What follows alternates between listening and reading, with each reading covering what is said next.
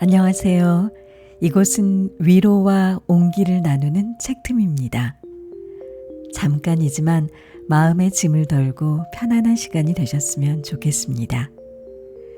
오늘 함께할 책, 톨스토이의 사람은 무엇으로 사는가입니다.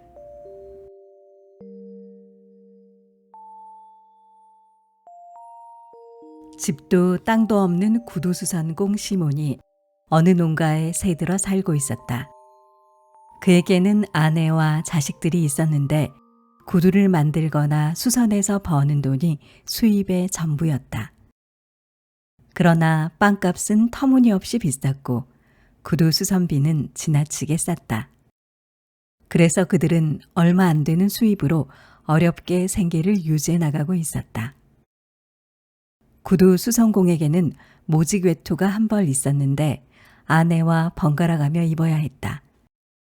그러나 그조차도 낡아서 누더기가 된 지 오래였기 때문에 그는 2년째 새 외투를 만들 양가죽을 사기 위해 잔뜩 벼르고 있었다. 겨울이 오기 전 구두수선공은 가까스로 얼마만큼의 돈을 모을 수 있었다. 아내의 장롱 속에는 3루블짜리 지폐가 있었고 마을 농부들에게 꿔준 돈도 5루블 20코페이카가 되었다. 이렇게 돈이 모이자 그는 양가죽을 사기 위해 마을로 갈 준비를 했다. 아침 식사를 마친 그는 무명과 솜으로 만든 아내의 재킷을 걸치고 그 위에 다시 두꺼운 모직 외투를 껴입었다.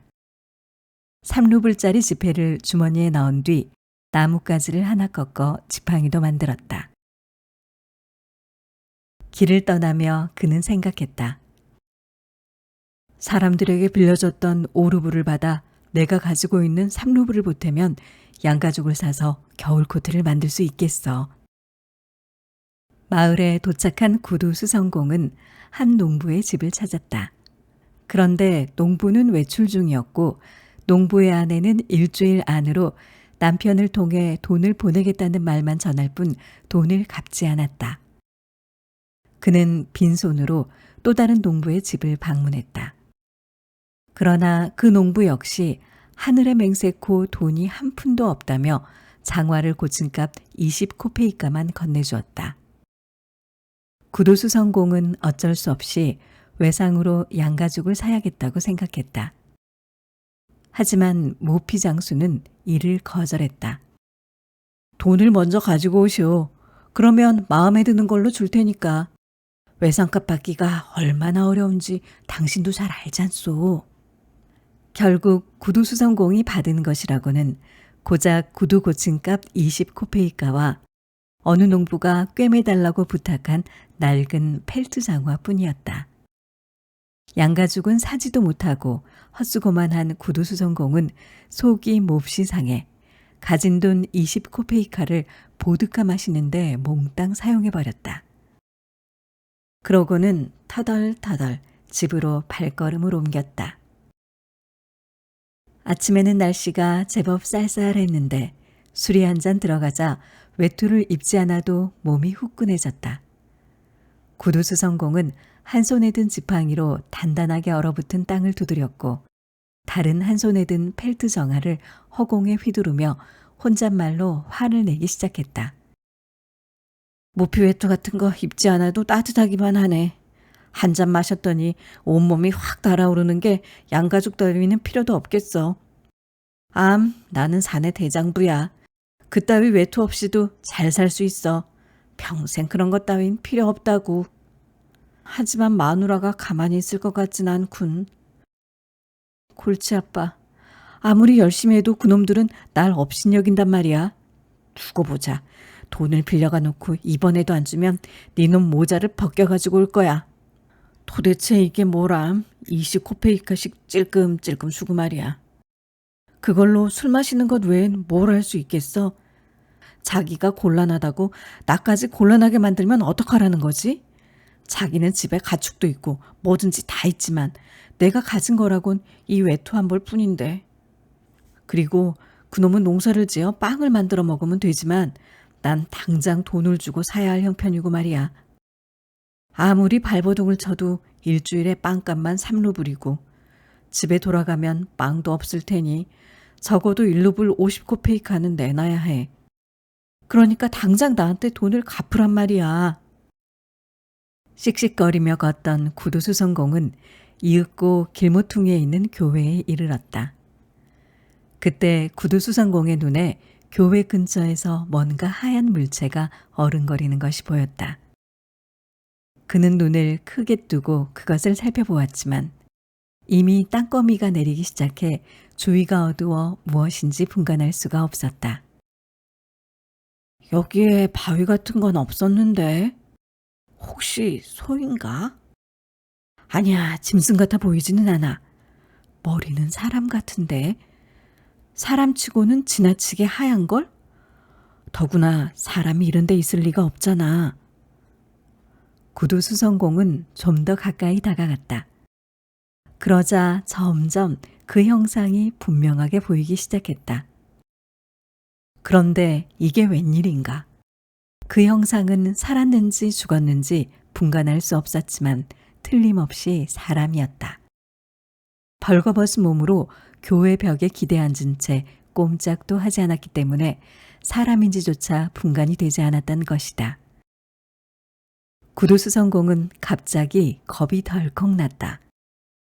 저런, 누군가가 이 남자를 죽이고 옷을 벗겨간 모양이군. 괜히 가까이 다가갔다가 나중에 무슨 봉변을 당할지 어떻게 알아? 구도수성공은 그곳을 그대로 지나치기로 마음먹고 남자의 모습이 더는 보이지 않을 때까지 걸었다. 그런데 그렇게 교회 모퉁이를 지나칠 때쯤 구도수성공이 뒤를 돌아보니 그 남자가 조금씩 움직이는 것처럼 보였다. 게다가 그 남자가 자신을 바라보고 있는 것 같았다. 그는 더욱더 겁이 나서 속으로 중얼거렸다. 한번 가까이 가볼까? 아니면 그냥 이대로 지나쳐갈까? 혹시 곁에 갔다가 무슨 봉변이라도 당하면 어떡하지? 지금 나는 저놈이 누구인지 전혀 알 수가 없잖아. 좋은 일을 하는 사람이 이런 모습으로 있을 린 없어. 가까이 다가가는 순간 무섭게 덤벼들어 내 목을 졸라버릴지도 몰라. 그러면 난 꼼짝없이 죽는 거야. 목 졸려 죽지는 않더라도 결국 좋지 않은 일을 당할 게 뻔해. 만일 돕는다고 해도 저 벌거숭이를 어쩐담? 내 옷을 벗어줄 수도 없는 노릇이고. 에라, 모르겠다. 그냥 가버리자. 구도수성공은 걸음을 재촉했다. 그런데 교회를 거의 벗어났을 무렵 그의 내면 깊은 곳에서부터 우러나오는 양심의 목소리가 들리기 시작했다. 그는 길 한복판에 멈춰서서 자신을 향해 이렇게 말했다. 시몬, 도대체 넌 뭘 하고 있는 거지? 사람이 어려운 일을 당해 죽어가고 있는데 겁이나 집어먹고 슬그머니 도망치려고 하다니. 네가 무슨 부자라도 된다고 가진 재산을 빼앗길까 봐 겁을 냈단 말이야? 시몬, 이건 옳지 않은 행동이야. 단단히 결심한 구두수성공은 발길을 돌려 사내에게 다가갔다. 구두수성공 시몬은 발가벗은 남자 곁으로 다가가 그를 자세히 살펴보았다. 가까이서 보니 그는 젊은 남자였다. 그래서인지 몸은 튼튼해 보였고 다행히 얻어맞은 흔적도 없어 보였다. 그러나 그는 몸이 꽁꽁 얼어붙어 덜덜 떨고 있었다. 젊은이는 벽에 기대 앉은 채 시몬을 쳐다보지도 못했다. 약해질 대로 약해져 눈을 뜰 힘조차 없는 것 같았다. 시몬이 한 걸음 더 다가가자 젊은이는 그제야 정신을 차리고 눈을 떴다. 고개를 돌려 시몬을 똑바로 쳐다보는 젊은이의 눈빛이 시몬의 마음을 움직였다. 시몬은 들고 있던 펠트 장화를 땅바닥에 팽개치고 허리띠를 풀어놓은 다음 서둘러 외투를 벗었다. 젊은이, 이러고 있을 때가 아니야. 이걸 입어요, 어서. 시몬은 젊은이를 부축해 일으켰다. 젊은이는 힘겹게 자리에서 일어섰다. 그는 키도 훤칠하고 몸도 깨끗했으며 손발도 거칠지 않았다. 잘생긴 얼굴은 기품 있는 인상을 주었다. 시몬은 젊은이에게 외투를 입혀주려 했지만 팔을 소매에 잘 꿰지 못했다. 그는 직접 젊은이의 두 팔을 외투에 끼워 주었고 옷자락을 여민 다음 허리띠를 매주었다. 시몬은 자신이 쓰고 있던 낡은 모자도 벗어 젊은이에게 씌워주려다가 그랬다가는 자신이 너무 추울 것 같아 다시 썼다. 난 머리칼이 거의 없지만 이 젊은이는 머리숱이 많으니 괜찮을 거야. 그보다는 신발을 신겨주는 게 낫겠군. 시몬은 젊은이를 앉히고 펠트 장화도 직접 신겨주었다. 이젠 됐네. 자, 좀 몸을 움직여서 녹여야지. 뒷일은 걱정하지 않아도 돼. 어떻게든 될 거야. 그런데 자네 걸을 수는 있겠나? 그러나 젊은이는 부드러운 눈길로 시몬을 바라볼 뿐 아무 말도 없었다. 왜 아무 말도 없는 거야? 여기서 그냥 겨울을 지낼 셈인가? 집으로 돌아가야지. 자, 여기 내 지팡이가 있으니 기운이 없으면 이걸 짚게나. 자, 어서 걸어보게. 걸어봐. 젊은이는 시몬을 따라 걸음을 옮기기 시작했다. 빠른 걸음은 아니었지만 뒤처지지도 않았다. 함께 길을 걷던 시몬이 그에게 말을 걸었다. 자네는 도대체 어디서 왔나? 저는 이 고장 사람이 아닙니다. 아무렴 이 마을 사람이라면 내가 다 아니까 말이야. 왜 그런데 이런 데까지 왔지? 그것도 교회 모퉁이에 말이야. 그건 말씀드릴 수 없습니다. 틀림없이 어떤 나쁜 녀석들이 이런 짓을 한 게지. 아무도 제게 나쁜 짓을 하진 않았습니다. 저는 하나님의 벌을 받았을 뿐입니다. 그야 모든 일이 하나님의 뜻이긴 하지만 어쨌든 자넨 좀 쉬어야 할 텐데 어디로 갈 생각인가? 어디라도 괜찮습니다. 시몬은 조금 놀랐다. 나쁜 사람 같지도 않고 말씨도 공손한 이 젊은이는 무슨 사정이 있는지 자신에 대해서는 한마디도 하려고 하지 않았다. 시몬은 속으로 생각했다. 하긴 세상에는 말 못할 일도 많지. 시몬은 젊은이에게 이렇게 말했다. 그렇다면 자네 우리 집으로 가는 것이 어떤가? 몸을 좀 녹일 수는 있을 걸세. 그렇게 두 남자는 나란히 시몬의 집을 향해 걸었다. 찬바람이 시몬의 셔츠 속으로 스며들었다. 술기운이 가시니 점점 추위가 몰려오기 시작했다. 시몬은 코를 훌쩍거리며 몸에 걸친 아내의 재킷을 잔뜩 여미다가 슬슬 걱정되기 시작했다. 이게 어떻게 된 일이람? 모피 외투를 마련하러 갔다가 외투는커녕 벌거숭이 젊은이까지 달고 가다니. 마트료나가 잔소리 꽤나 하겠는걸. 아내의 얼굴을 떠올리자 시몬은 다시 침울해졌다. 하지만 곁에 함께 걷고 있는 이 낯선 젊은이를 바라보니 교회 뒤에서 자신을 쳐다보았던 그 시선이 생각나 괜히 가슴이 벅차올랐다. 시몬의 아내는 바삐 집안일을 마쳤다. 장작을 패고 물을 깃고 아이들과 함께 저녁 식사도 했다. 대강 일을 끝내놓은 그녀는 홀로 이런저런 생각에 잠겼다. 빵은 언제 굽지? 오늘 구울까? 아니면 내일 구울까?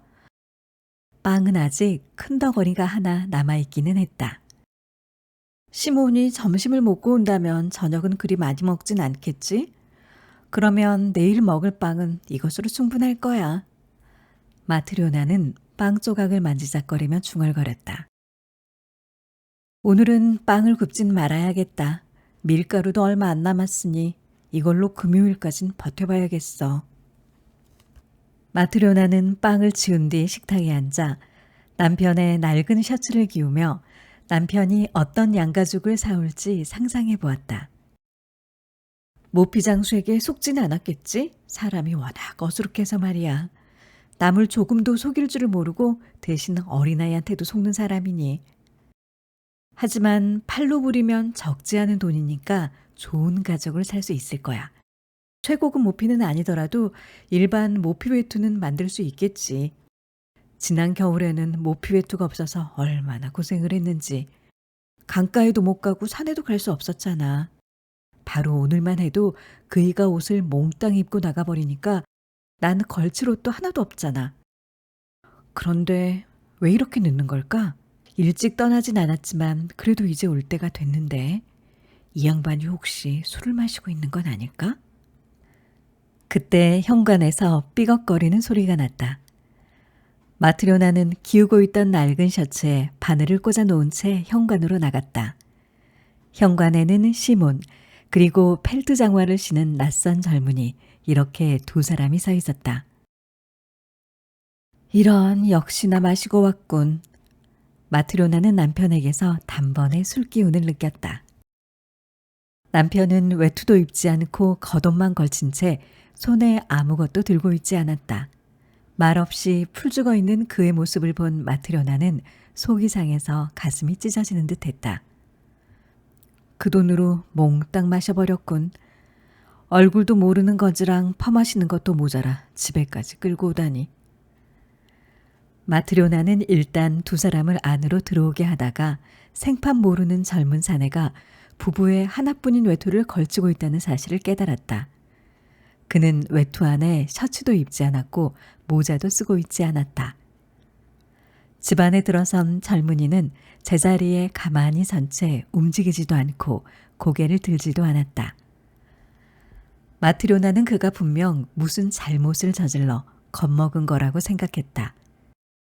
그녀는 얼굴을 찡그린 채 화덕 쪽으로 떨어져서서 두 사람을 가만히 지켜보았다. 시몬이 모자를 벗고 태연스레 걸상에 앉으며 말했다. 여보, 마트료나, 어서 저녁 차려줘야지. 그러나 마트료나는 아무런 대꾸도 하지 않고 화덕 옆에 우뚝 서 있을 뿐 움직이려고도 하지 않았다. 그저 두 사람을 번갈아가며 쳐다보기만 했다. 시몬은 마트료나가 화가 난 것이 틀림없다고 생각했다. 그는 하는 수 없이 젊은이의 손을 잡고 자리로 안내했다. 자, 앉아요. 저녁 들어야지. 젊은이는 의자에 앉았다. 식사는 아무것도 마련해두지 않았소? 그러자 마트료나는 화가 머리끝까지 치솟아서 소리쳤다. 만들긴 했지만 당신이 먹을 건 없어요. 당신은 염치도 없는 사람이에요. 모피를 사러 간다는 사람이 모피는커녕 술이나 퍼마시고 그것도 모자라 웬 벌거숭이까지 데려오다니. 당신들 같은 주정뱅이한테 줄 저녁은 없어요. 마트료나, 알지도 못하면서 함부로 말하지 말아요. 먼저 이 사람이 누군지 어떻게 여기까지 왔는지 물어보는 것이 순서 아니요? 그러자 마트료나는 발끈했다. 돈은 어디에 썼는지 말해봐요. 시몬은 외투 주머니를 뒤져 지폐를 꺼내 펼쳐 보였다. 돈은 여기 그대로 있어. 그리고 트리포노프에게는 돈을 받지 못했고 오늘은 돈이 없으니 내일 꼭 주겠다고 그럽디다. 마트료나는 기가 막혔다. 대체 무슨 일이란 말인가? 모피도 사오지 않았으면서 하나밖에 없는 외투까지 생판 모르는 벌거숭에게 입혀서 집에까지 데려오다니. 마트료나는 시몬이 식탁 위에 올려둔 지폐를 잡아채며 말했다. 저녁은 없어요. 어느 누가 벌거숭이와 술주정뱅이에게 밥을 먹여주겠어요? 여보, 말 조심 좀 해요. 먼저 내 말 좀 들어보라니까. 당신 같은 주정뱅이한테 무슨 말을 들어요. 나는 처음부터 당신 같은 주정뱅이한테 시집오고 싶지 않았어요. 어머니가 주신 옷감도 당신 술값으로 몽땅 다 날려버렸죠. 그것도 모자라 이번에는 모피 사러 간다더니 그 돈을 전부 술 마시는 데 써버리고. 시몬은 아내에게 술값은 고작 20코페이카 뿐이었으며 어디에서 이 사람을 만났고 어떻게 데려오게 되었는지 설명하려고 했지만 마트료나는 그에게 말할 틈조차 주지 않았다. 마트료나는 쉴 새 없이 엄청난 잔소리를 쏟아냈을 뿐 아니라 심지어 10년 전의 일까지 들춰내기 시작했다. 시몬은 아내에게 술값은 고작 20코페이카 뿐이었으며 어디에서 이 사람을 만났고 어떻게 데려오게 되었는지 설명하려고 했지만 마트료나는 그에게 말할 틈조차 주지 않았다. 마트료나는 쉴 새 없이 엄청난 잔소리를 쏟아냈을 뿐만 아니라 심지어 10년 전의 일까지 들춰내기 시작했다. 한참 동안 이 말 저 말을 퍼붓던 그녀는 시몬에게 달려들어 그가 입고 있던 재킷의 옷소매를 붙들고 늘어졌다. 내 옷 이리 줘요. 한 벌밖에 없는 내 옷을 뺏어 입고서 염치도 없지. 어서 이리 내요. 이 못난 인간 같으니라고. 시몬이 아내의 무명 재킷을 막 벗으려던 찰나 마트료나가 한쪽 소매를 힘껏 잡아당기는 바람에 재킷의 솔기가 우두둑 뜯겨나가고 말았다. 마트료나는 소매가 뜯긴 재킷을 빼앗아 뒤집어 쓰고는 문 쪽으로 달려갔다. 그러나 문을 벌컥 열고 나가 밖으로 나가려던 그녀는 문득 걸음을 멈췄다. 속이 무척이나 상하기는 했지만 이 낯선 젊은이가 누군지 알고 싶어졌기 때문이다. 마트료나는 제자리에 서서 말했다.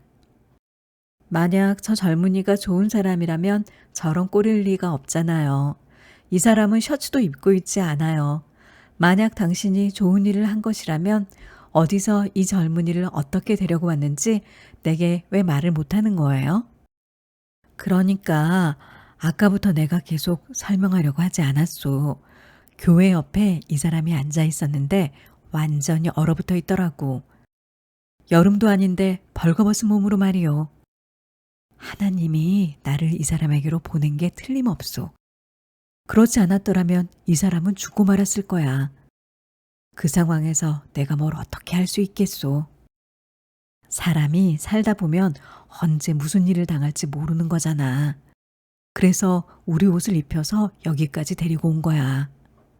마트료나, 당신도 마음을 가라앉히고 이 사람의 상황을 좀 생각해봐. 이 젊은이는 하마터면 죽을 뻔했다오. 물론 사람이라면 누구나 언젠가는 죽는 법이지만 말이야. 마트료나는 다시 욕을 퍼부으려다 낯선 젊은이를 쳐다보고는 입을 다물었다. 왠지 모를 평온한 기운이 마트료나를 휘감았기 때문이다. 젊은이는 의자 끝에 죽은 듯이 앉아 꼼짝도 하지 않았다. 그는 두 손을 무릎 위에 올려놓고 고개를 숙인 채 답답한 듯 줄곧 눈을 감고 얼굴을 찌푸리고 있었다. 마트료나가 잠시 침묵을 지키자 시몬이 말을 이었다.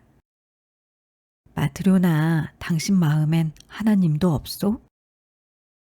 이 말을 들은 마트료나는 다시 한번 낯선 젊은이를 쳐다보았다. 그러자 마트료나는 자신의 마음이 차츰 누그러지기 시작하는 것을 느꼈다. 문 앞에 서 있던 그녀는 발길을 돌려 화덕이 있는 구석으로 가 저녁 식사를 준비하기 시작했다. 식탁 위에 컵을 놓고 보류로 만든 음료를 가득 따랐다. 그리고는 마지막 남은 빵을 올려놓은 뒤 나이프와 스푼을 건네며 그들에게 말했다. 어서 들어요. 시몬도 젊은이를 안심시키며 말했다. 이리 가까이 앉게 젊은이. 시몬은 커다란 빵을 잘라 먹기 시작했다. 마트료나는 식탁 구석에 앉아 한 손으로 턱을 괴고서 낯선 젊은이를 물끄러미 바라보았다. 곧 그가 가엾다는 생각이 들었고 연민마저 느껴졌다. 그 순간 젊은이가 갑자기 기쁜 표정을 지으며 찡그렸던 얼굴을 펴더니 마트료나를 향해 빙그레 웃었다. 식사가 끝나자 마트료나는 식탁을 치우고 젊은이에게 물었다. 그런데 도대체 어디에서 왔어요? 저는 이곳에 사는 사람이 아닙니다.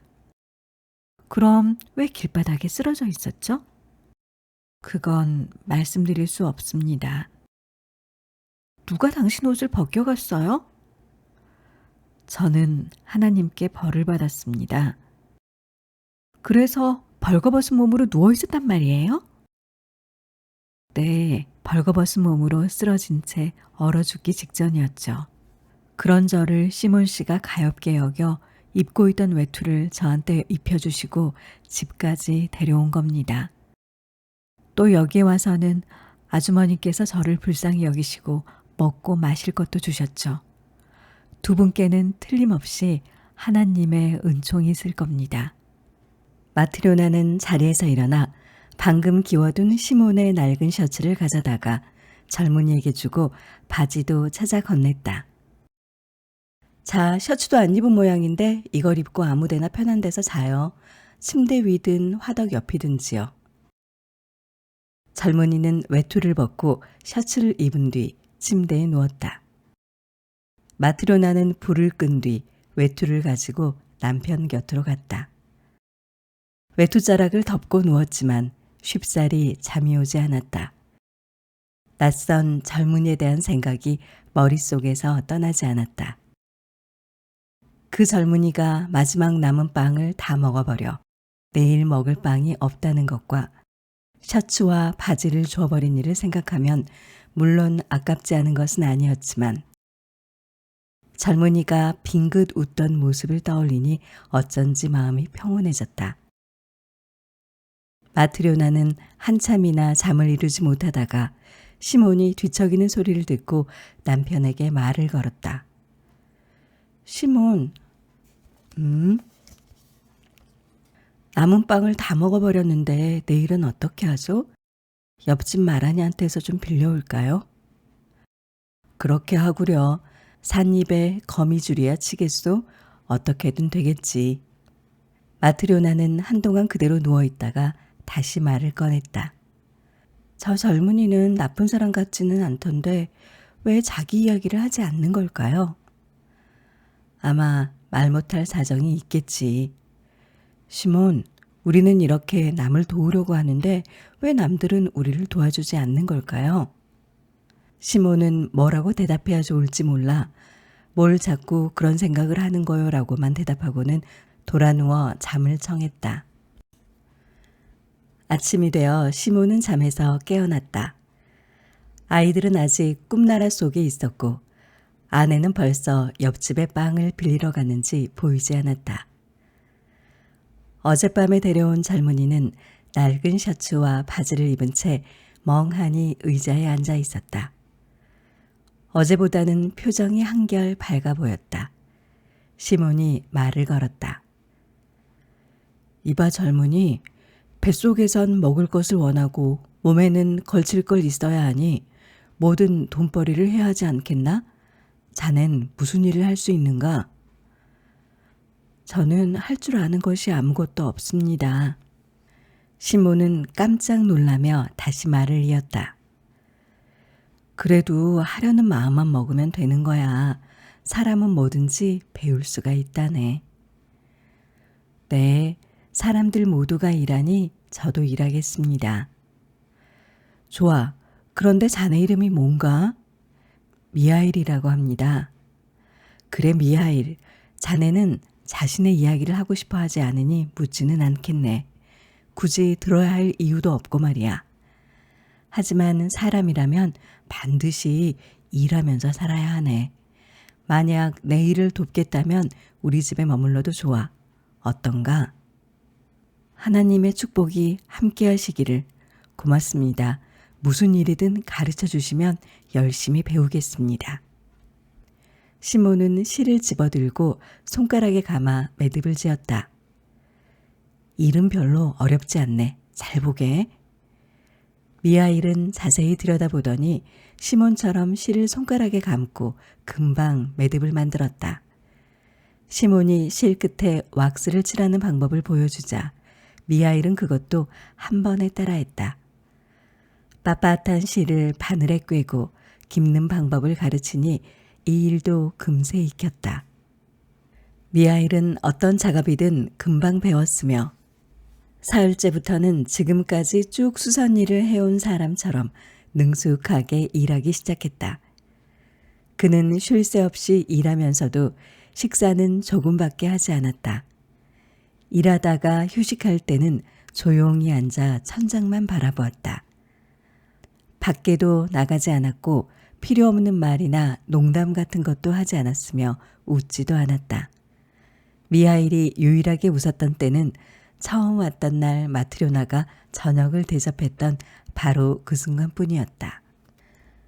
하루가 지나고 한 달이 지나고 어느덧 1년이라는 세월이 흘렀다. 미하일은 여전히 시몬의 집에 머무르며 함께 일했다. 그 1년 동안 시몬의 구두방에서 일하는 직공 미하일만큼 튼튼하고 멋진 구두를 만드는 사람은 없다는 소문이 퍼졌고 근처 다른 마을에서도 주문이 밀려들었다. 덕분에 시몬의 수입은 차츰 늘어났다. 어느 겨울날 시몬과 미하일이 일하고 있는데 집 밖에서 요란한 방울소리가 들려왔다. 창밖을 내다보니 삼두마차 한 대가 시몬의 구두방으로 오고 있었다. 집 앞에 멈춰선 마차에서 젊은 하인이 뛰어내려 마차의 문을 열었다. 그러자 마차 안에서 한눈에 보아도 고급스러워 보이는 모피 외투를 걸친 신사가 걸어나와 시몬의 현관으로 올라서고 있었다. 이를 본 마트료나는 급히 뛰어나가 문을 활짝 열고 손님을 맞이했다. 그 신사는 허리를 굽히며 안으로 들어왔다. 그런데 그 신사가 집 안에 들어와 허리를 곧게 펴자 그의 키는 머리가 거의 천장에 닿을 정도로 컸고 그 거대한 몸집은 방 안을 가득 메울 정도였다. 일어서서 인사를 하던 시몬은 그를 보고는 소스라치게 놀랐다. 지금껏 이렇게 거대한 사람을 본 적이 없었기 때문이다. 시몬은 깡말랐고 미하일 역시 여윈 체격이었으며 마트료나는 마치 장작개비처럼 가느다란 몸매였다. 그들의 눈에 비친 이 신사는 마치 다른 세상에서 온 사람 같았다. 혈색이 좋은 얼굴에서는 반질반질 윤기가 흘렀고 황소처럼 굵은 목 때문인지 몸 전체가 마치 무쇠로 되어 있는 것 같았다. 신사는 21번 내쉰 뒤 외투를 벗고 의자에 앉으며 물었다. 누가 구두방 주인인가? 제가 주인입니다. 그러자 신사가 하인에게 큰 소리로 말했다. 어이 페드카, 그 가죽을 가져와. 하인이 달려가서 꾸러미 하나를 가져오자 신사는 그것을 탁자 위에 올려놓았다. 풀어봐. 신사가 말하자 하인이 꾸러미를 풀었다. 꾸러미 안에는 가죽이 들어있었다. 신사는 그 가죽을 손으로 가리키며 시몬에게 말했다. 이봐 수성공, 이 물건이 보이나? 네, 보입니다. 시몬이 대답했다. 그럼 이 물건이 어떤 것인지 알겠나? 시몬이 가죽을 잠시 만져보고는 말했다. 좋은 가죽이군요. 자네는 한 번도 이런 가죽을 본 적이 없을 게야. 이건 독일제로 20루블이나 한단 말이야. 그러자 시몬이 겁을 집어먹고 말했다. 저희 같은 사람이 어떻게 이런 가죽을 구경이나 했겠습니까? 그렇겠지. 그런데 말이야. 자네가 이 가죽으로 내 발에 꼭 맞는 장화를 만들 수 있겠나? 예, 만들 수 있습니다, 나으리. 그러자 신사가 호통치듯 말했다. 만들 수 있다고? 물론 그래야지. 하지만 이것으로 누구의 장화를 만드는지 어떤 물건으로 만드는지를 반드시 명심해야 하네. 자네는 이 가죽으로 1년 내내 신어도 해지지 않는 장화를 만들어야 해. 만약 자신 있으면 맡아서 하고 못할 것 같으면 손도 대지 말게. 그리고 미리 말해두지만 1년도 안 되어 바느질이 뜯어지거나 모양이 변하면 자네를 감옥에 넣어버릴 걸세. 그 대신 1년이 지나도 변함이 없는 튼튼한 장화를 만든다면 자네한테 10루블을 더 주지. 시몬은 잔뜩 겁이 나서 뭐라고 대답해야 할지 알 수가 없었다. 그는 미하일 쪽을 힐끔 쳐다보고는 그를 팔꿈치로 쿡쿡 찌르면서 목소리를 낮춰 말했다. 미하일, 어떻게 하지? 그러자 미하일은 그 일을 맡으라는 듯이 시몬을 향해 고개를 끄덕였다. 시몬은 미하일의 뜻에 따라 1년 동안 모양이 변치 않고 이음매도 터지지 않을 장화를 주문받았다. 신사는 하인을 부르더니 신고 있던 왼발의 장화를 벗기게 하고 다리를 쭉 내밀었다. 시몬은 한 자 반 정도 길이의 종이를 잘라서 구김을 살폈다. 그리고는 무릎을 꿇고 앉아 신사의 양말이 더럽혀지지 않도록 앞치마로 손을 닦고 치수를 재기 시작했다. 발바닥에 치수를 잰 뒤에 종아리를 재려고 했지만 그 종이로는 신사의 종아리 치수를 도저히 잴 수가 없었다. 그의 종아리가 통나무만큼이나 굵었기 때문이다. 종아리가 꼭 끼지 않게 잘 좀 재라고. 신사의 말에 시몬은 다른 종이를 덧붙여 치수를 재기 시작했다. 신사는 자리에 앉은 채 양말 속에 발가락을 꼼질꼼질 움직이며 방 안에 있는 사람들을 둘러보더니 미하일에게 시선을 고정하고 물었다. 저 사람은 누구지? 제 밑에서 일하는 아주 훌륭한 수성공입니다. 어르신의 장화도 저 사람이 만들 겁니다. 그럼 자네도 분명히 봐두게. 신사가 미하일에게 말했다. 1년간 신어도 끄떡없는 장화를 만들어야 하네. 알겠나? 시몬도 미하일을 돌아보았다. 그런데 미하일은 신사의 말에 전혀 귀를 기울이는 것 같지 않았다. 그는 마치 누가 있기라도 한 것처럼 신사의 뒤쪽 구석을 유심히 보고 있었다. 미하일은 그렇게 그곳을 바라보고 또 바라보다가 갑자기 싱긋 웃더니 얼굴이 환하게 밝아졌다. 이 사람 뭐야? 싱글거리고 있는 게 꼭 실성한 사람 같군. 어쨌든 기한 내에 내 장화를 만들도록 해야 하네. 알겠나? 그러자 미하일이 말했다. 필요하신 때까지 만들어 놓겠습니다. 좋아. 신사는 장화를 다시 신고 모피 외투로 몸을 꼭 감싼 뒤 문 쪽으로 향했다. 그러나 허리를 굽히는 걸 잊는 바람에 그만 문틀에 머리를 세게 부딪히고 말았다. 신사는 욕설을 퍼부었고 이마를 문지르며 마차를 타고 갔다. 신사가 떠나는 것을 보는 시몬이 말했다. 정말 바위 같은 사람이군. 아무리 두들겨 맞아도 끄떡없을 것 같아. 문설주가 무너져 내릴 뻔했는데도 아무렇지 않은 것 같잖아. 그러자 마트료나도 한마디 거들었다. 저렇게 호강을 하고 사는데 체격이 좋지 않을 리가 있겠어요? 저렇게 커다란 사람은 죽음의 천사조차 데려갈 수가 없을 것 같아요. 일을 맡긴 맡았지만 조금의 실수도 있어서는 안 돼. 가죽은 고급인데다가 손님도 무척 까다로우니 말이야. 자네는 눈도 밝고 이제는 솜씨도 나보다 나아졌으니 자네가 치수대로 재단을 해보게. 나는 겉가죽을 만들 테니까. 그러자 미하일은 그 신사의 가죽을 탁자 위에 올려놓고 반으로 접은 뒤 가위로 재단을 시작했다. 마침 미하일 곁에서 그 모습을 본 마트로나는 깜짝 놀랐다.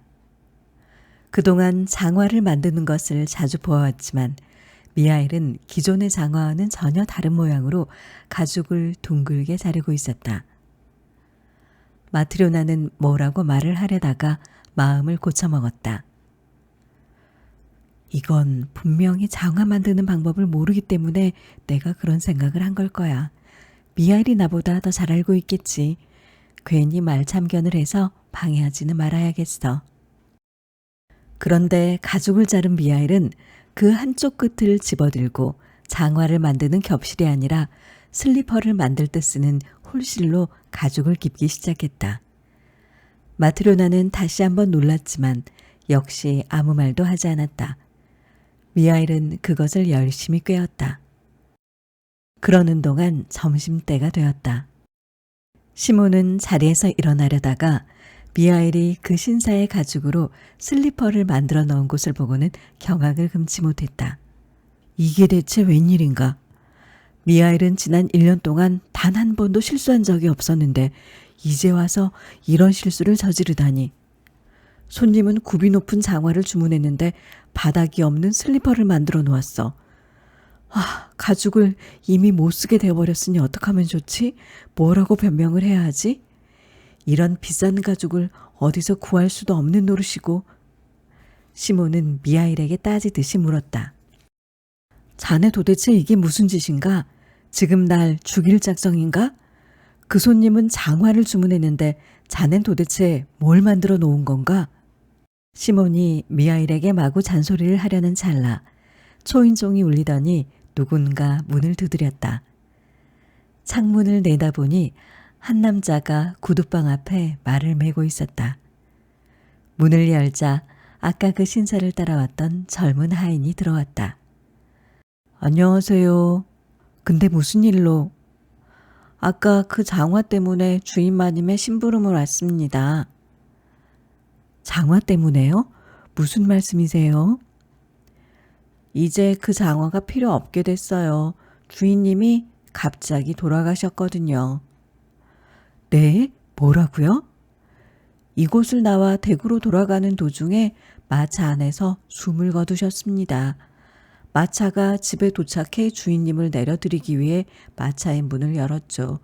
그랬더니 주인님이 짐짝처럼 굴러떨어졌는데 이미 숨이 멎고 몸이 빳빳하게 굳어 있었어요. 그래서 주인 마님께서 제게 어르신이 장화를 주문했던 구두수선공에게 이렇게 전하게 장화는 이제 필요 없으니 그 가죽으로 죽은 사람에게 신겨드릴 슬리퍼를 급히 만들어 달라고 말이야 라고 말씀하시고는 슬리퍼가 완성될 때까지 기다렸다가 그것을 받아 가지고 오라고 하셨습니다.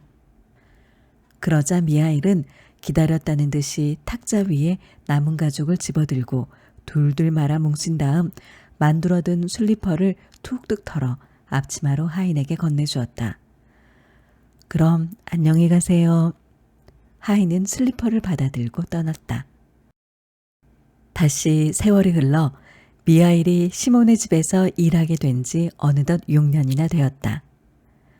그러나 미하일은 처음과 달라진 것이 하나도 없었다. 여전히 아무데도 나가지 않았고 속에 있는 말은 한마디도 하지 않았다. 그동안 그가 웃음 띤 얼굴을 한 것도 단 2번뿐이었다. 한 번은 마트로 나가 저녁을 차려주었을 때였고 남은 한 번은 장화를 주문하러 왔던 신사를 보았을 때였다.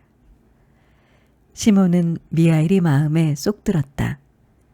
시몬은 이제 더는 그에게서 어디에서 왔느냐는 질문 따위는 하지 않았고 다만 미하일이 떠나지 않았으면 하고 바랬다. 어느 날 온 식구가 집안에 모여 시간을 보내고 있었다. 마트료나는 아궁이에 냄비를 올려놓고 있었고 아이들은 의자 사이를 뛰어다니고 창밖을 내다보며 놀고 있었다. 시몬은 창가에서 구두를 꿰매고 있었으며 미하일은 다른 창가에서 구두의 뒤축을 붙이는 작업을 하고 있었다. 그때 시몬의 작은 아들이 의자를 넘어 미하일에게 달려와 그의 어깨에 매달리며 창밖을 가리켰다. 미하일 아저씨, 저것 좀 보세요.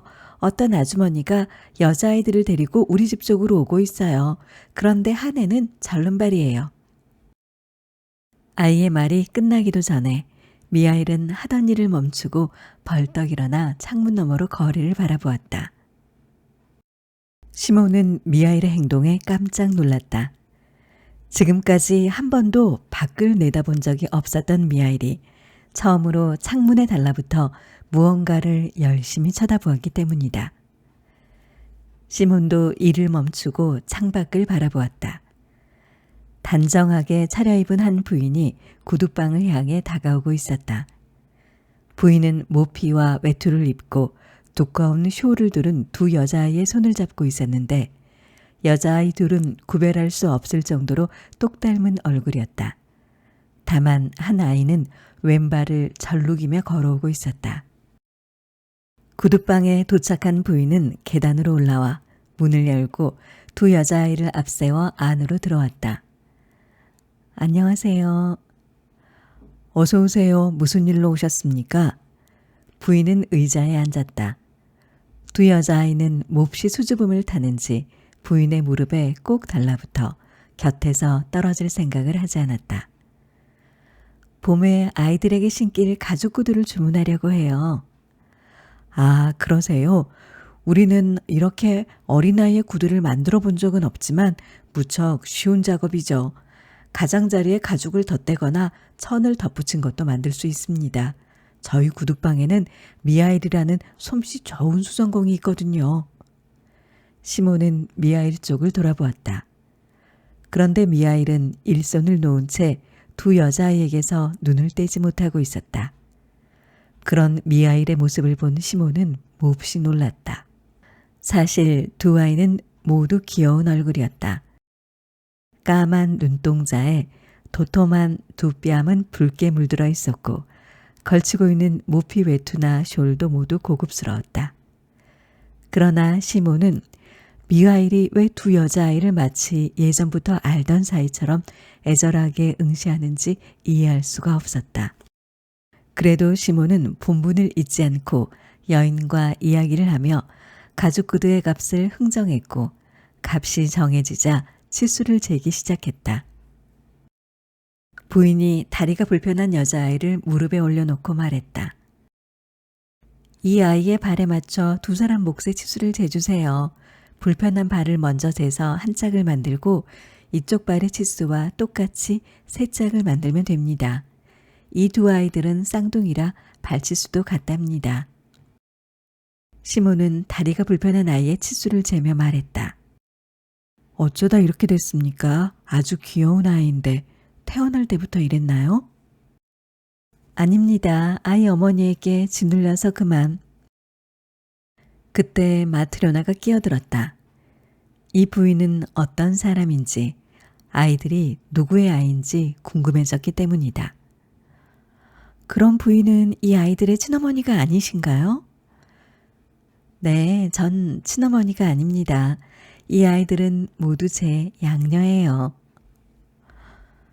자기 자식도 아닌데 이렇게 아이들을 예뻐하시는군요. 어떻게 아끼지 않을 수 있겠어요. 전 이 두 아이를 제 젖으로 키운걸요.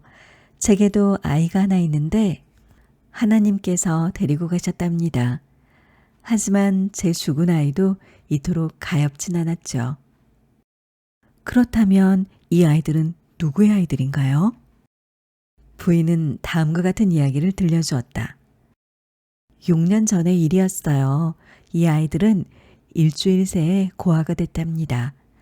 아이들의 아버지는 화요일에, 어머니는 금요일에 세상을 떠났으니까요.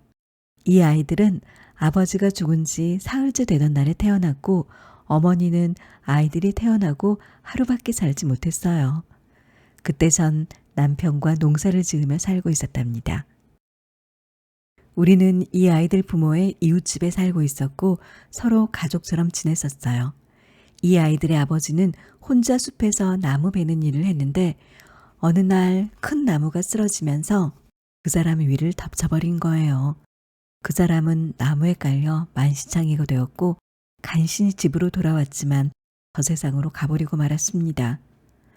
그런데 그 아내가 그 주에 쌍둥이를 낳았어요. 바로 이 아이들이에요. 그녀는 가난한 데다가 일가친척도 없어서 혼자 아이를 낳았지 뭐예요. 다음 날 아침에 전 그 여인이 어떻게 지내나 궁금해서 이웃집에 찾아갔습니다. 집에 들어가 보니 가엾게도 아이들 어머니는 이미 차갑게 식어 있었어요. 그런데 죽을 때 아이 위로 쓰러지는 바람에 이 아이의 다리 한쪽이 짓눌려 버린 거예요. 그래서 이 아이는 다리 한쪽을 못 쓰게 됐죠. 마을 사람들이 모여서 그 여인의 시신을 깨끗이 씻고 관을 만들어 장례를 치렀어요. 친절한 사람들이었죠. 그런데 갓난아이 둘만 남게 되자 고민에 빠졌어요. 이 아이를 보낼 곳이 없었거든요. 마침 여자 중에 갓난아이를 가진 사람은 저뿐이었어요. 전 태어난 지 8주밖에 안 되는 제 처자들에게 젖을 먹이고 있었거든요. 마을 사람들은 의논 끝에 제게 이렇게 말하며 두 아이를 부탁했어요. 마리아 아주머니께서 이 아이들을 당분간 맡아주지 않겠어요? 그동안 우리가 대책을 세워보겠어요. 그래서 전 일단 건강한 아이만 젖을 물리고 다리가 불편한 아이한테는 잘 자라지 못할 것 같다 젖도 주지 않았어요. 하지만 이 어린 영혼을 버려두는 것이 마음에 걸려서 결국 두 아이 모두에게 젖을 먹이기 시작했죠. 제 아들과 두 여자아이, 이렇게 세 아이에게 동시에 젖을 먹였던 거예요. 저는 젊고 건강했을 뿐만 아니라 하느님이 제게 풍성한 젖을 주셨기에 가능했답니다. 그런데 저는 두 아이에게 한꺼번에 젖을 먹이다가 한 아이가 젖을 놓으면 남은 아이에게 또 젖을 물리곤 했어요. 이렇게 해서 하나님은 이 두 아이를 이렇게 길러주셨지만 정작 제 아이는 3살이 되던 해에 하나님 곁으로 가고 말았답니다. 그리고 더는 저희 부부에게 아이를 주지 않으셨어요. 이제 살림살이도 조금 나아져서 지금은 여기서 남편과 함께 방앗간 일을 하고 있어요.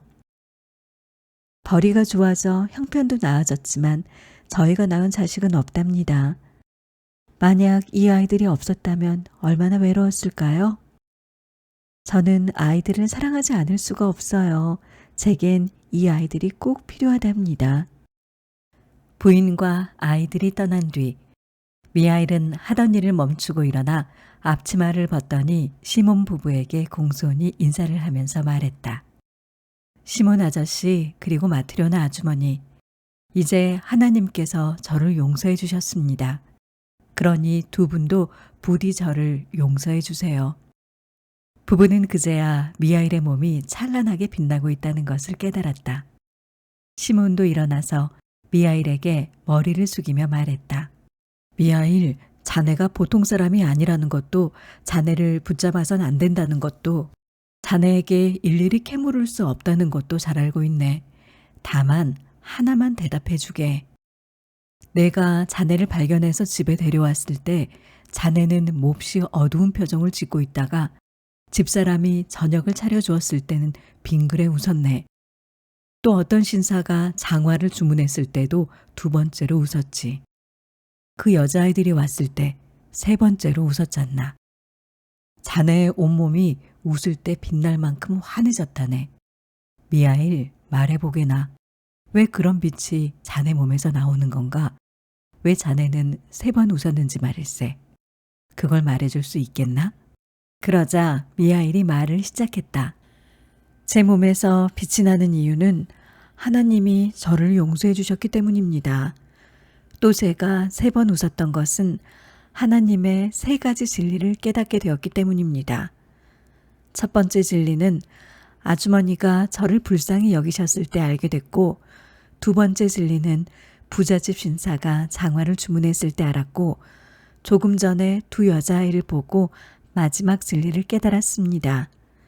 그래서 3번 미소를 지었던 겁니다. 시몬이 다시 물었다. 그렇다면 미하일, 자네는 무슨 죄를 지어 하나님의 벌을 받은 건가? 하나님이 말씀하신 그 3가지 진리는 무엇인지 내게 알려줄 수 있겠나? 그러자 미하일이 대답했다. 저는 하나님의 말씀을 거역한 죄로 벌을 받았습니다.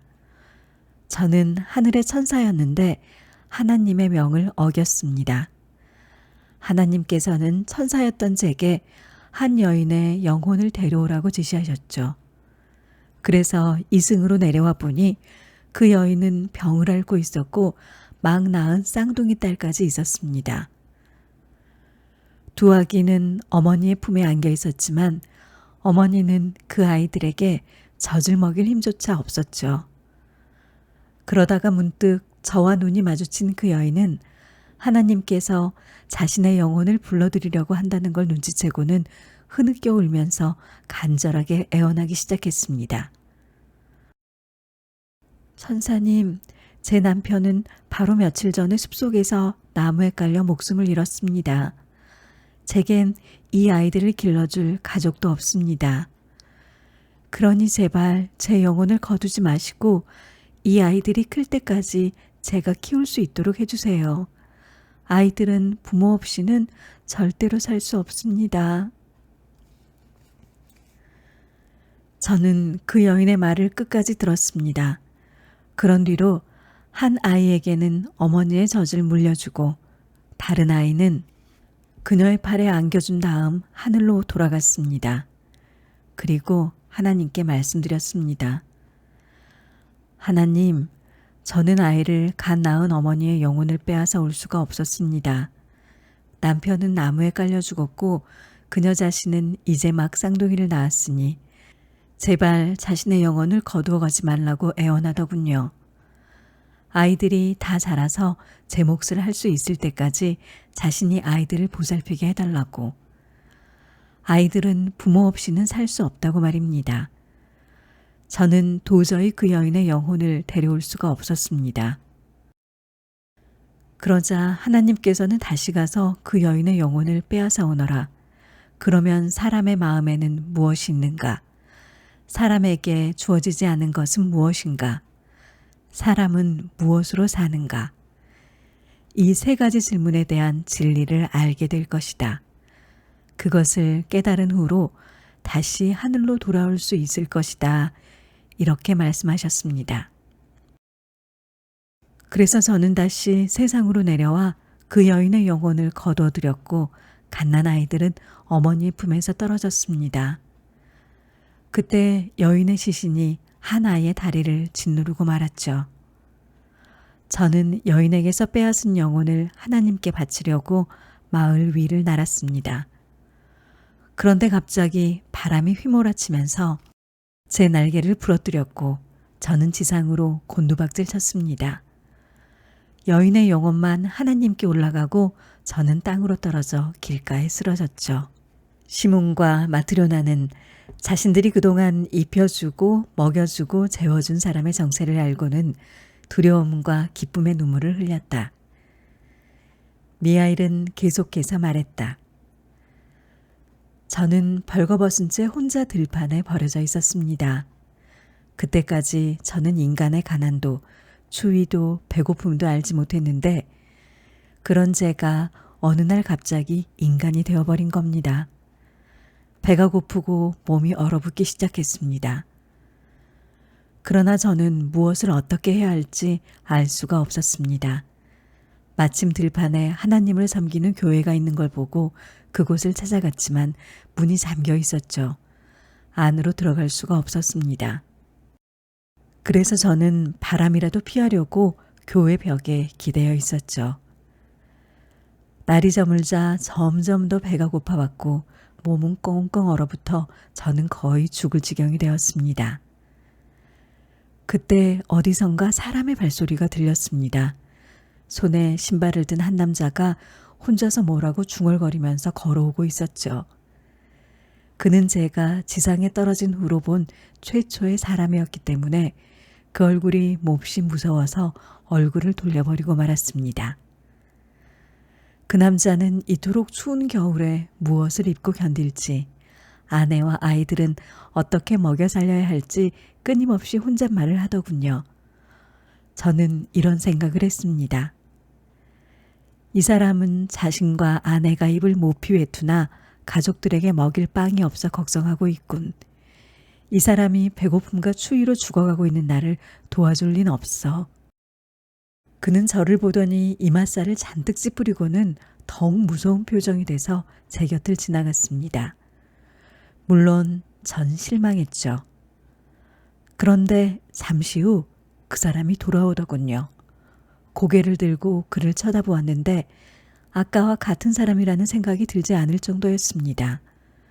조금 전만 해도 죽음의 그림자가 드리워져 있던 그 사람의 얼굴에는 금세 생기가 돌았기 때문이었죠. 저는 그 얼굴에서 하나님의 모습을 보았어요. 그 사람은 제게 다가오더니 저한테 옷을 입히고는 집으로 데려갔습니다. 제가 집에 도착하자마자 한 여자가 우리 둘에게 잔소리를 퍼붓기 시작했습니다. 그 여자는 남자보다 더 무시무시한 얼굴을 하고 있었습니다. 그 여자 입에서 죽음을 부르는 도끼가 뿜어져 나오는 것만 같아서 저는 숨조차 쉴 수가 없었죠. 그녀는 저를 추운 거리로 내쫓으려고 했습니다. 하지만 전 알고 있었습니다. 만약 그대로 저를 내쫓았다면 그녀는 죽고 말았을 겁니다. 그런데 남편이 하나님 얘기를 꺼내자 그녀는 금세 사람이 너그러워지더니 저녁을 준비해 주더군요. 제가 다시 그녀를 봤을 때 그녀의 얼굴에도 활력이 넘쳐 흘렀습니다. 전 그 얼굴에서도 하나님의 모습을 볼 수 있었죠. 그때 사람의 마음에는 무엇이 있는가라고 말씀하신 하나님의 첫 번째 진리가 떠올랐습니다. 그리고 저는 사람의 마음에 사랑이 있다는 것을 깨달았습니다. 저는 하나님께서 제게 하신 약속이 이루어지고 있는 게 기뻤습니다. 그래서 미소를 지을 수가 있었습니다. 하지만 제게는 아직 모르는 것이 남아 있습니다. 사람에게 주어지지 않은 것은 무엇인가? 사람은 무엇으로 사는가? 이 두 가지 말입니다.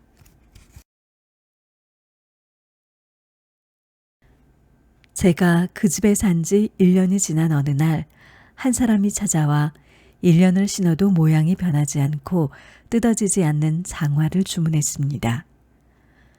그런데 저는 그 사람 뒤에 제 친구인 죽음의 천사가 서 있는 것을 발견했습니다. 천사였던 저 외에는 아무도 그 죽음의 천사를 볼 수 없었죠. 저는 그 천사가 날이 저물기 전에 그 신사의 영혼을 데려갈 거라는 걸 눈치챘습니다. 그때 이런 생각이 들었죠. 이 사람은 1년 후의 미래를 준비하고 있지만 정작 자신이 오늘 저녁까지도 살지 못한다는 걸 모르는구나. 그제야 비로소 사람에게 주어지지 않은 것은 무엇인가. 이렇게 말씀하신 하나님의 말씀이 떠올랐습니다. 사람 마음에 있는 것이 무엇인지 알게 된 후 이제는 사람에게 주어지지 않은 것이 무엇인지도 깨닫게 된 겁니다. 사람에게는 자신에게 필요한 것이 무엇인지를 알 수 있는 능력이 주어지지 않았습니다. 그래서 저는 두 번째로 웃었습니다. 친구 천사를 만난 것과 하나님께서 두 번째 진리를 깨우쳐 주신 것이 기뻤기 때문이죠. 하지만 그게 전부는 아니었습니다. 사람은 무엇으로 사는가? 이거에 대한 답을 알 수 없었기 때문입니다. 그래서 저는 계속 그 집에서 신세를 지면서 하나님께서 마지막 진리를 깨닫게 해주실 때까지 기다렸습니다. 그런데 어느덧 여기 온 지 6년이 흘렀고 오늘 한 부인이 쌍둥이 여자아이들을 데리고 그 집을 찾아왔습니다. 저는 그 아이들을 한눈에 알아볼 수 있었습니다. 바로 제가 영혼을 거둔 여인의 아이들이었죠. 그리고 그 아이들이 죽지 않고 살아있었다는 사실도 처음으로 알게 됐습니다. 저는 생각했습니다. 그 여인이 살려달라고 내게 애원했을 때 나는 그녀의 말처럼 부모가 없으면 아이들이 살아갈 수 없다고 생각했습니다. 그런데 이처럼 다른 여인이 직접 젖을 물려가며 두 아이를 모두 다 건강하게 키웠습니다. 그 부인이 자신의 배로 낳지도 않은 남의 아이들을 가엾게 여겼고 그리고 눈물을 흘렸을 때 저는 그녀에게서 살아계신 하나님의 모습을 보았습니다. 그리고 그제야 저는 사람은 무엇으로 사는지도 알게 됐습니다. 하나님께서 제게 마지막 진리를 깨우쳐 주시고 저를 용서해 주신 겁니다. 그래서 저는 세 번째로 웃었습니다. 그가 말을 마치자마자 천사의 형상이 드러나면서 미하엘의 몸이 온통 빛으로 둘러싸였다. 시몬과 마트료나는 그의 모습에 눈이 부셔서 제대로 쳐다볼 수조차 없었다. 미하엘이 큰 소리로 이야기하자 그의 입에서 나오는 소리는 마치 하늘에서 울려 퍼지는 목소리 같았다. 천사 미하엘은 다시 말을 이어갔다. 저는 모든 사람이 자신에 대한 걱정으로만 살아가는 것이 아니라 사랑으로 살아간다는 사실을 깨달았습니다. 그 여인에게는 아이들에게 필요한 것이 무엇인지 아는 능력이 없었고 그 부유한 신사도 자신에게 무엇이 필요한지 알지 못했죠. 자신에게 필요한 것이 1년 동안 신어도 닳지 않는 장화인지 아니면 그날 저녁에 관 속에서 신을 슬리퍼인지 아는 사람은 세상에 없었습니다. 제가 사람의 몸으로 살아갈 수 있었던 까닭은 제가 앞날을 고민했기 때문이 아니라 지나가던 남자와 그 아내의 마음에 사랑이 있어서 저를 불쌍히 여겼기 때문입니다. 두 고아가 살아갈 수 있었던 까닭은 모두가 걱정했기 때문이 아니라 어느 한 여인의 마음에 사랑이 있어 그 아이들을 가엾게 여겼기 때문입니다. 이렇듯 모든 사람은 그들이 자신을 돌보고 앞날을 계획했기 때문에 살아갈 수 있는 게 아니라 사람의 마음에 사랑이 있기 때문에 살아갈 수 있는 겁니다. 저는 하나님께서 사람들에게 생명을 주시면서 그들이 잘 살아가기를 바라고 계시다는 것도 알고 있습니다. 하지만 지금은 또 다른 한 가지를 깨닫게 되었습니다. 하나님께서는 사람들이 자신만을 위하여 따로 떨어져 사는 것을 원치 않으셨기에 자신에게 무엇이 필요한지를 아는 능력을 주지 않으셨습니다. 대신 사람들이 힘을 모아 함께 살아가기를 원하시기에 모두를 위해서는 무엇이 필요한지 가르쳐 주셨죠. 사람들은 스스로 자신에 대한 걱정으로 살아간다고 생각할지 모르지만 사실은 그렇지 않다는 것을 비로소 깨달은 것입니다. 그들은 오직 사랑의 힘으로 살아가고 있었던 거예요. 사랑으로 살아가는 사람은 하느님 안에 사는 사람입니다. 다시 말해 하나님은 그 사람 안에 계시는 것입니다. 하나님이 곧 사랑이시기 때문입니다. 천사는 하나님을 찬양하는 노래를 부르기 시작했다. 그러자 그 웅장한 소리에 시몬의 집이 흔들리고 천장이 갈라지면서 갑자기 한 줄기 불기둥이 땅에서 치솟아 하늘까지 솟구쳤다. 미하일의 어깨에는 날개가 돋아났고 천사 미하일은 하늘로 날아 올라갔다. 시몬이 정신을 차렸을 때 집은 전과 다름없는 모습이었고 집안의 가족 외에 다른 사람은 아무도 없었다.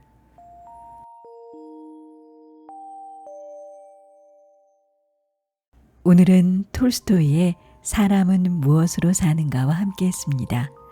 편안한 시간 되시기 바랍니다. 감사합니다.